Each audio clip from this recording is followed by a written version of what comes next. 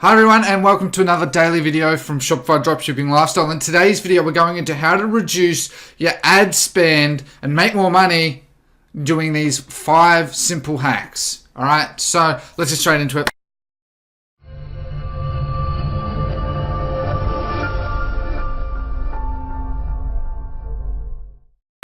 All right, so with Facebook ads, there's a lot of different tips, tricks, hacks, all this mumbo jumbo, let's be honest. And these are just sort of 5 things that you can keep in your mind to try that do make a difference. And I just wanted to briefly run over them and then sort of just show you in my bogus account about that. So one is I actually have been testing a bit more. I haven't done it much, but I've done it just for testing. Is you make a new ad account, all right? So an ad account, you can have multiple ad accounts. Admittedly, you can't have a second ad account, I believe, until you spent $500. So make sure you do that. So once you have spent that, you're eligible to make another ad account. Now, to make an ad account, here we go. I think I already had the tab open. Yes, I did. That's embarrassing. Is under your business settings, you have your ad account, and you have blah blah blah, and you just make a new one. Okay, create a new ad account. Now, the reason that makes a difference is, I only, to be honest, recently learned this, is that you'll notice that your other ad account would have the difference between the two is you'll actually be able to get a visual representation based off your reach. Okay, so if you are getting a lot of sales and you're worried about negative reviews, all of that, I have a video as well on your actual feedback that customers have given. Mine range around the 4 to 4.5 out of 5 stars. But obviously, the more negative feedback you're going to get, your ad account's going to get penalized, and obviously then your CPM is going to rise, your cost per purchase is going to rise, everything's just slightly going to rise, and that's obviously what you don't want. But by making a new ad account, you make everything the exact same, but use a different ad account, and you might see there's a different reach. And if you see a different reach, then you know that your ad account has been penalized to some degree. Okay, it won't be huge, but it can make quite a difference. And the more reach you can sort of have, obviously, the more opportunities you have for someone to see your ad, click your ad, purchase. All right, so that's one hack that it only really works once you've spent $500, so you can make another ad account. The second is testing 7-day against 1 day. I generally just stick to 1 day, but I have at times tested 7-day once I've really defined my audience, going from interest to LLA to then drilling down the age, the gender, location, and placement. Then I test 7-day and 1 day. That most of the time 1 day is fine and the result's negligible, but on the rare instance, the 7-day can do better. I don't know why, but that's just another thing to test. Only test that once you're sort of down the line. Don't test that straight off the bat, okay? These are things that you test once you've confirmed getting sales, okay? Once you've confirmed getting sales and you sort of have that a bit of a consistent, let's say 5 to 10 sales a day, then this is when you can start testing that stuff, okay? Obviously, the other thing that you want to do, and this is just something everyone should be doing anyway, is, you optimize your ads. You drill down, look at age, look at gender, look at location, look at platform, look at placement, and see areas where you can see a strong correlation, and duplicate your ad. Always duplicate it. Leave an ad that's doing well, leave it, and then duplicate your ad, and then put the optimization in there. So if I see that 35-44 is doing really good, then I'll duplicate it and change that specifically. But if then I want to split test as well, that I see, maybe 55 to 64 is also doing okay, I want to test it, then I'll make another ad with that age demographic in it, okay? You want to test it. This is why a lot of people actually ask me, the hardest part of my strategy, again, is the step A to B, is starting on $5 budgets. A lot of people have been saying that $5 budgets is not enough. And in many regards, that's sort of accurate. But all the same, you will get sales. Once you start getting sales, using my duplication method as well as the automated rules to scale, then you're going to spend a lot of money anyway. But the benefit of a $5 ad set over, let's say, making a heap of $10 ad sets is you can quite literally test double the amount of things. And you'll be amazed by how much, it means you spend more time, but it means you're spreading your test on the same amount of budget, and you're going to find that there's going to be some ad sets that do dramatically better than others. And I'm not even kidding. I have found, for some bizarre reason, like a $5 ad set had 6 sales on it in one day, and the average order value for each of those was $50. Okay, insane. And that's because of split testing. I split tested Facebook against Instagram. I tested ages. You'll build up this, and this is why you've got to take it in steps. Don't make 2 changes in an ad set because you're not split testing that, unless you're absolutely certain. So let's say you see this broad ad and you find 4554 has all the sales. Well, then that is an age that's doing well. You don't need to split test it because you already know it's doing really well. So you can automatically make a new ad with 4554, but then let's say, or it's split against Instagram and Facebook, well then you'll make 2 ads, 4554, Instagram and Facebook, wouldn't you? Because you want to split test the age that you know is doing well against the platform that you're not sure which would do better. Okay, so that's important to understand. Okay, take it in steps. And that will help reduce your ad spend and CPM, obviously. Don't use demographic-based interests, okay? So in your actual ads, you can use demographics as your interest. And I see a lot of people doing this, and I have tested it, and I do...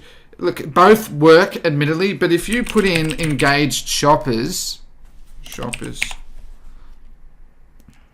unless they've taken it out, no, they've taken it out. Oh, sorry, behavior-based interest.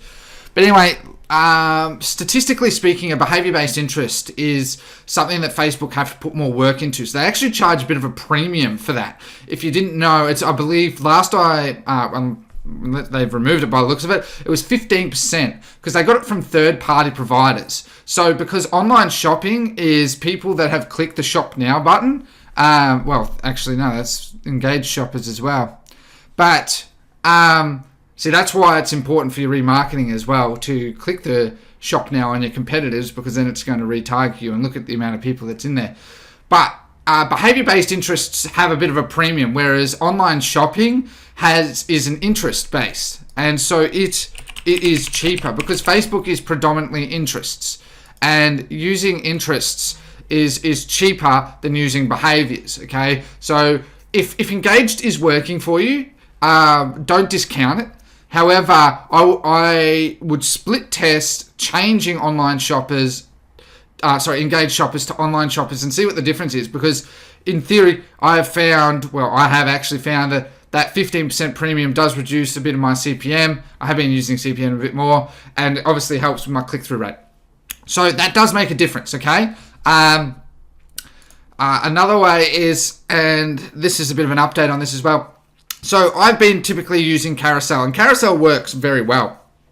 I love Carousel, especially for DPA. It works extremely well. I absolutely love it. However, what I have found is that, as a lot of other people have said, and I have tested this more, video does do better because it just catches people more. Video is something where they can see the product, see how it works. Especially for need item, a video works much better.